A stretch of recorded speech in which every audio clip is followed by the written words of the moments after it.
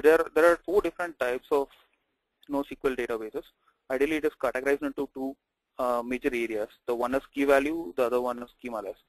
So key value, the databases that are available currently is, some of the databases that are available currently are Amazon S3, Voldemort, and Scalaris.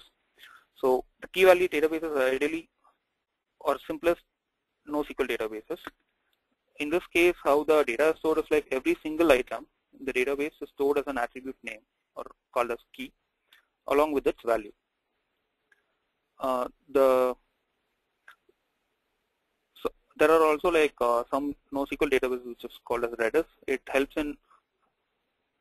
actually allows each value to have a type, for example integer, and it helps in adding the functionality.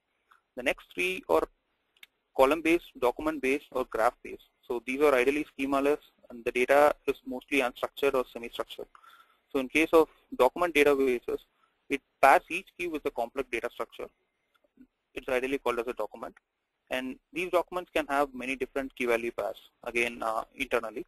And these key value pairs will ideally store the data. Most of the document-based databases ideally supports JSON or BSON, which is binary JSON object. And these objects can be easily processed by the web applications. And in case of accessing these applications, we would use an API approach rather than using CRUD-based operations. Next is column-based.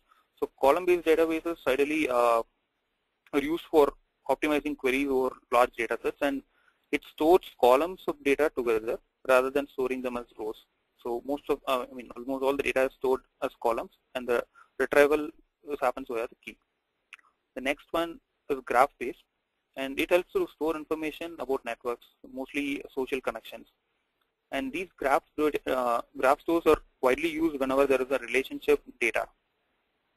Examples of column-based, NoSQL or Cassandra. For document-based, CouchDB or MongoDB can be used. For graph-based, mostly it's Neo4j or GiraffeDB. The advantages of using key-value database. It's ideally very fast, and also it's very scalable because we have a key and the key is associated with the value. And it is a simpler model. We just have a key value like a hash map. And also it has the ability to distribute horizontally. And this key value databases always comes up with cache mechanism. So the retrieval of data is easier.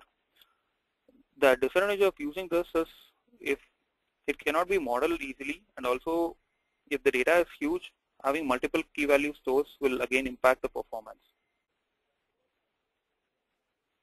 The next one is schemaless. As we discussed, the three databases which are graph-based, document-based, or column-based databases. They are ideally schemaless, so there is no rigidity, or it's very easy to access the data, and there is eventual consistency in most of the databases. But at times there are databases like MongoDB which provides strong consistency, and most of these databases are distributed, and it helps in scalability. So it's easier to scale these databases, and also it provides excellent performance because we will directly access the data that is stored. Like for example, if a JSON object is stored, we will access the JSON directly rather than going through each, like in case of a relational database management system, the data would be segregated and put onto each table. So ideally we will perform a join, fetch the data, and then process it. In case of a document based, the entire data would be stored as a single object, so we can directly access that object. So again, the cons, it doesn't provide ACID transactions, which is like it doesn't have the atomicity. The consistency is relatively less, and isolation or durability it doesn't support.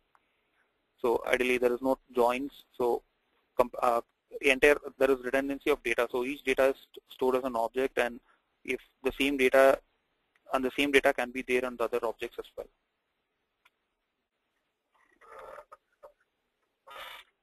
So coming to the database model, NoSQL database model.